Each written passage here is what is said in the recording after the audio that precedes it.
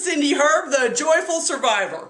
I'm back again with my good friend Lauren Midgley. She's going to give us some additional tips and tools on how to overcome procrastination in our lives. So here we go. This is Cindy Herb, the Joyful Survivor, and I'm back today with my good friend Lauren Midgley. We're talking about procrastination, and she is known as a procrastination coach. Thank you again, Lauren, for being with us today. Thank you, Cindy. So, we all have had procrastination in our lives, and we've talked a little bit about that.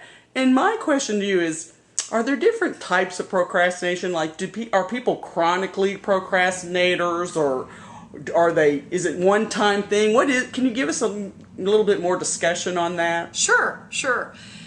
Yes. The answer is yes, in terms of there is chronic procrastination. There's occasional type of task procrastination, and then there can even be conscious procrastination where you're doing it on purpose.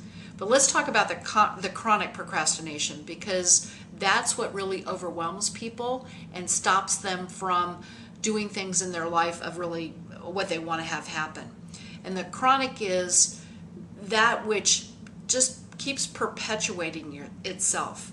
So an example might be if at work you need to write a report, or you have a consistent task that you absolutely hate doing. It's something that you put off.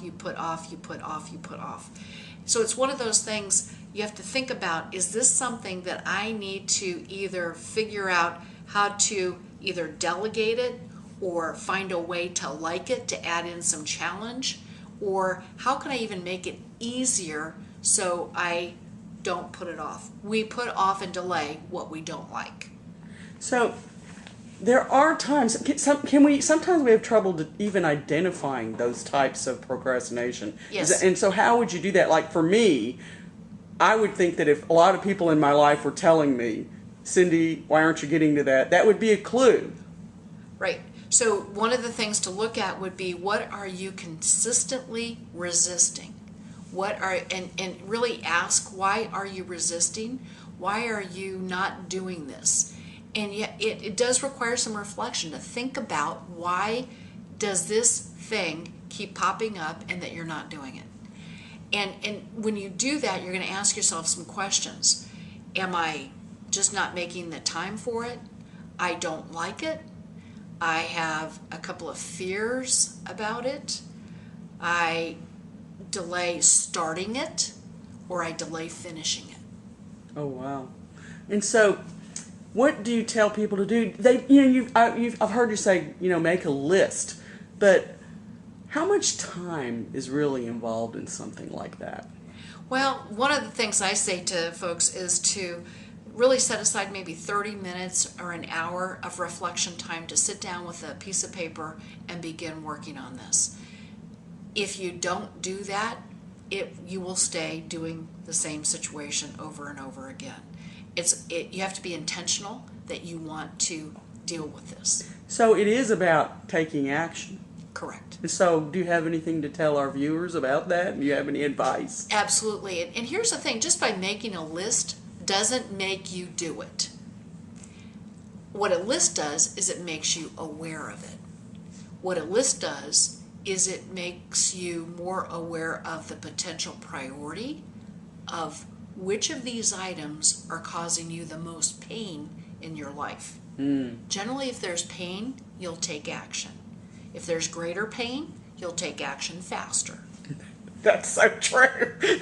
That is so true. It absolutely is. But sometimes people, like for me, as you know, I've had lots of things that happened in my life, and that kind of became my norm, and I didn't know that I was in pain. And that's why it's like, to me, it's useful to see what's going on around you.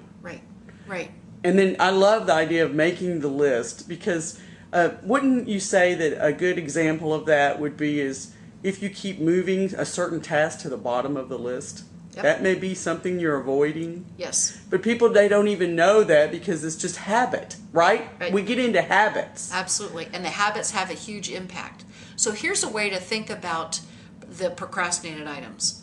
think about what in your life are you not procrastinating on, and that you have a deep-seated belief and you would never procrastinate on a particular task.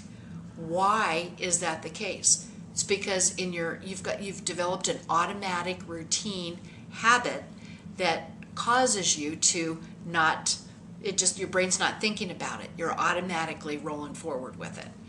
So when you see that thing that you keep moving to the bottom of the list over and over, that's your clue that you need to create that routine. You need to create that system so that your brain doesn't have to think about it. That is so good. So I want to again thank you, Lauren, for being with us today. Do you have anything else that you'd like to say to our viewers before we cut out? I think one of the things is, what are you procrastinating on? Why are you not doing it? And think through what you need to do, and if there's fear about it, take action.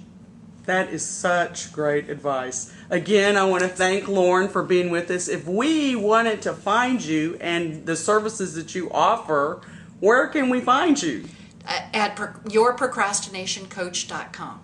And you have workshops, seminars, etc. on that site? Absolutely, that you can sign up for. I have some products that might help you along in your journey of tackling procrastination. Great. Again, thank you so much, Lauren. We look forward to talking to you soon. Thank you, Cindy. And to all my viewers, I want to wish you peace. I want to wish you light. I want to wish you love. Thank you so much.